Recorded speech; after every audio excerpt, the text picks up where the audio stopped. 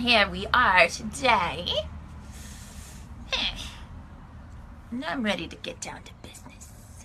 No messing around, no fluffy stuff, no kind, sweet, yummy stuff, none of that. No, we gotta get in there and be intense and mean and tough. What about that? Yeah. Right, so this day, this time of shadow and the unseen and the other side. You've got another side, do you? Let's see your other side a little bit. Let's see if you want to see your other side a little bit. What might happen then? Yeah, what might happen then? We've got all these forces and things available right now. The new moon, apparently, and all sorts of cool intergalactic influences that are activating our shadow. And yes, welcome everyone. And welcome all of you, all these parts of you. Thank you for the responses down there in the bottom of the page with the hearts and the thumbs up and things. That helps me know that you are engaged and watching as we go through this. Facebook Live is a fabulous interactive tool, and also at the end, just if you want, you can go also make sure to like or heart or whatnot the bottom of the actual video, so I can get more feedback from you there. It kind of stays more static and available. And also comment below if you have any questions as we go through our time here today. I'll admit I had a couple test runs here at the beginning where it was all clicked on only me, and I was not feeling you guys here, and I'm like, it's not working. So I had to go back, and this is my third attempt this morning, and here we are. I'm so grateful to be live with you. I'm Viraja Prema. All of these parts of me are part of my humanness, and the me is something beyond all of that, and the you really is something beyond all of these masks and these characters, but they are parts of what we get to access and utilize in our humanness. So we're going to go into that. We're going to talk about such things a little bit more in detail, and I wanted to share a bit that I have a deep passion for this type of work, with intimate with our shadow and our deliciousness, because it was about 16 years ago I did an intensive training program, which was an intimacy training program with Doug and Naomi Mosley. And this program included us having week-long on-site retreats together and going into all sorts of different aspects of who we are. And there was opportunity to actually identify some of these different aspects of ourselves and draw them out and write their characteristics. And then we would go into acting out what they were and why they were so alive in our system, what it was that was being served, how it was serving us, and how also where it wasn't serving us.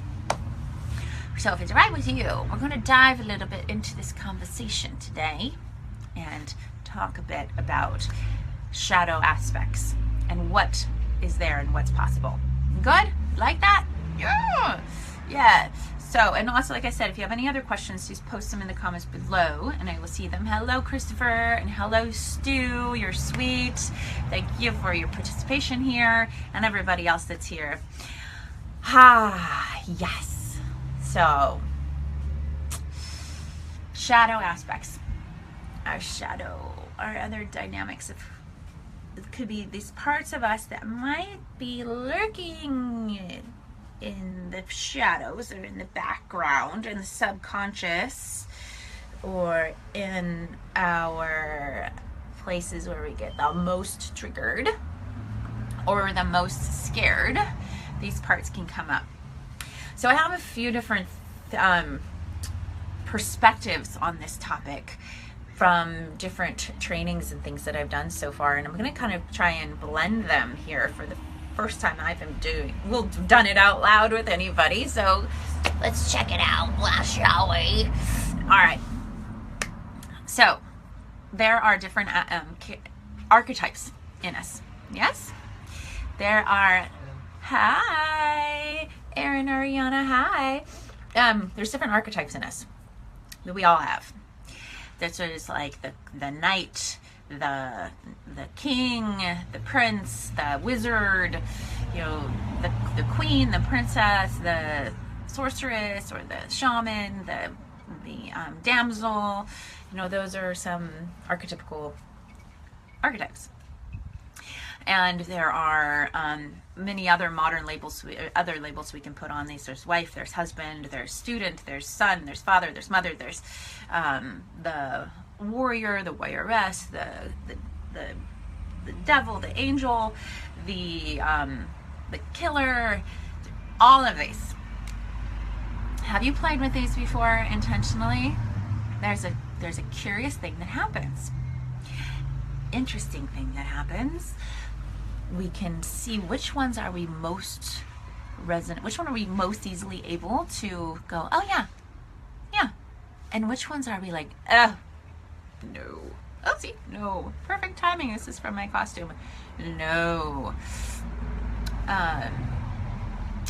So which ones are we most pushing away, and which ones do we most like easily resonate with, that we easily want to come, that we can own? So those are some signs right there of what may be disowned shadow or disowned archetypes, and what may be the more integrated versions. Yes? Yes. So there's the archetypical conversation. And then another way to look at it is, what sort of defense patterns do we have that come up when we are challenged, when we have not felt safe, when we have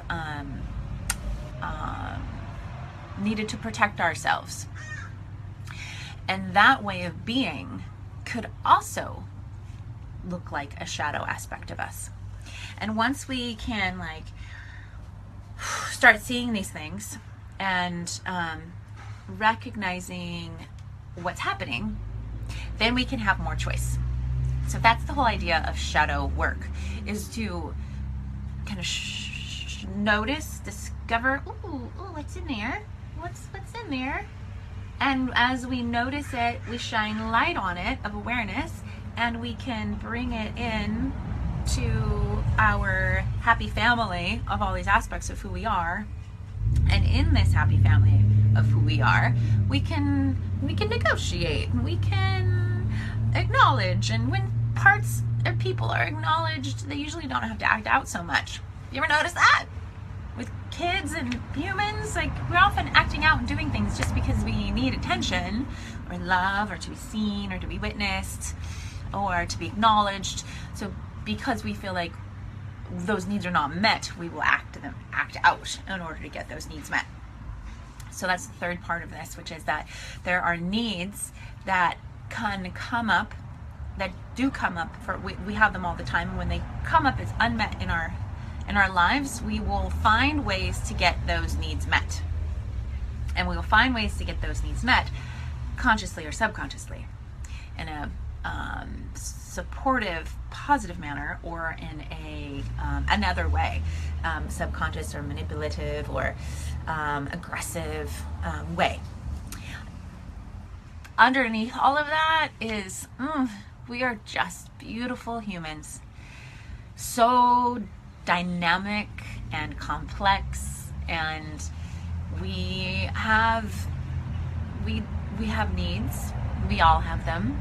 They're all profoundly important, and we are learning how to acknowledge what those needs are, how to ask for what we want, and how to get them met, and then also how to receive what we most want, and to clear out any of the blocks and the scary stuff that's in our system from what happened when we didn't have our needs met. So when I look at all of those things that were just laid out there, it makes perfect sense that we have things like, our little devils that will come out. You didn't pay enough attention to me, or give me what I wanted, or, I'm not going to have my thing, or I don't feel empowered, so I'm going to...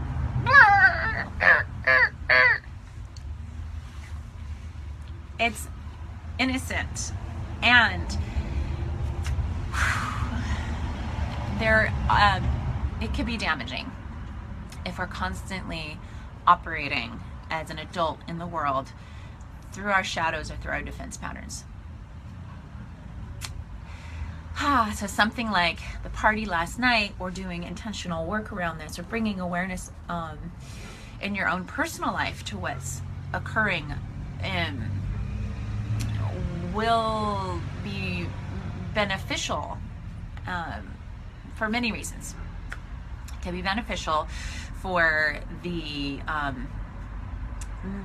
maturing, the growing up of our processing system, where we're choosing to operate and connect with the world from. It can be beneficial in the fact that we have so much energy and focus on certain ways of being, and so much energy and focus on making sure we don't show certain parts of ourselves. Oh no, I don't want the world to know that. I went to a party last night as the Ice Queen, but that's like the frozen, like socially acceptable way to maybe say it. Like, I was acknowledging my cold-hearted ice, bitch, that I first started acknowledging 16 years ago in that intensive year-long training program that I was in, called the Intimacy Training Program. And one of my characters that I discovered was the cold-hearted bitch. Like, it was like, whoa. While I have over the years been discovering more and more and more about my role here is warmth, is connection, is love, is intimacy. Yet I had created this character that to protect my heart. This character is has been very important to me, because I can love so fully and feel so deeply and open so much that there have been times when I've been hurt. My heart has been hurt, and the way that I kind of pivot that and like, you're not gonna get me, is this character. So if you're with me on this conversation, I'm guessing there's probably some version of this for you. And we don't just have one. We have lots of different ones for different situations usually. So if you want to take a moment and kind of reflect on, is there a version of you that comes up that actually it's a really it's a go-to, but if you step back and look at it, actually it's keeping you from what you want the most. Also, there might be a version or a shadow piece that you realize you're investing a lot of energy, you're giving it a high level of importance, either to make sure that you keep showing up like that, or you're making sure, God, nobody better know this about me. So, yeah, thanks you for the hearts and the thumbs up. Since like somebody else got some shadow out there. Is it just me? Am I the only devil in the world? The only bitch every now and then. Okay, so that was what I went as last night, and it was really kind of hard for me to hold that character last night. There was pieces where I'm like, oh yeah, oh, there she is. But I'm glad that now I've kind of liberated a lot of the need for that character I was so invested in having her to protect me. This icy cold, close off version of me. Now through liberating that energy, I can use it for other things. I can still acknowledge that that's a part of my characters, but it's also a part that's not overwhelmingly like either like invested in or like just solid, and she's become integrated and seen and acknowledged. And then there's another part of me, which we can call the adult part, which is here and can notice what's happening, can give her some other options so she can feel safer. Yeah. Hey, hi, Chad. Hi, Rachel. Hi, Jonathan and Cynthia. Hi, guys. And I know there's more on here, but I can't see all your names and things. Hello. I'm going to go. Hi, Alex. There's definitely more to share. And again, if you have any questions about what I've said so far or want me to go deeper into any of those specific things, would you please comment and I will know. That would be helpful. Otherwise, I want to share a little bit more about how can we work with some of these shadow aspects and become more intimate with them, have them become more integrated into our life, and also like the resources that they've been holding on to in our consciousness and our mind and our energy and our thoughts and our beliefs, like that be kind of opened up and liberated and brought back into kind of the alchemical, what's a soup of who we are, so we can show up in our lives even more fully. So I'll say a little bit about a moment about that, like I was gonna go politics.